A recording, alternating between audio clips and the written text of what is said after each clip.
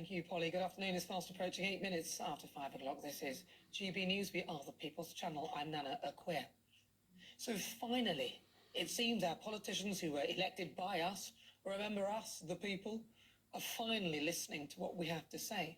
But the only reason they care now is because it costs them something. Because in between all of that, they've been pretty much tone deaf.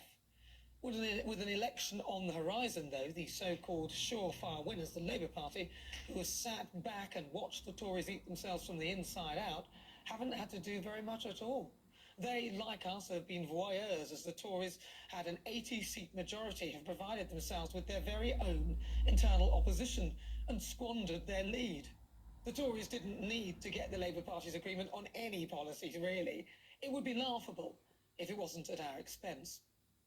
So it took Sir Keir Starmer's party to lose the seat that was formerly held by ousted Prime Minister Boris Johnson, which must have hurt, for them to prick up their ears and realise that sitting back and waiting for the Tories to screw up, which is pretty much what the Labour Party have done thus far, isn't enough.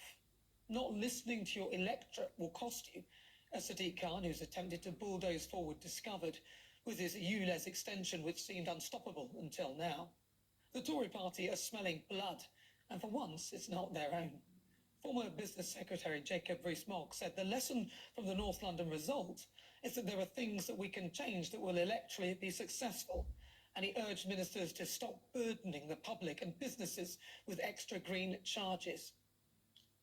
Finally, they're listening. Whilst the Tories were pretty much annihilated in the other two seats, when it comes to issues surrounding net zero, if they put their money where their mouths are and ditch the Green by scrapping certain elements and roll back on arbitrary deadlines, you never know. They may have a chance of winning the next general election.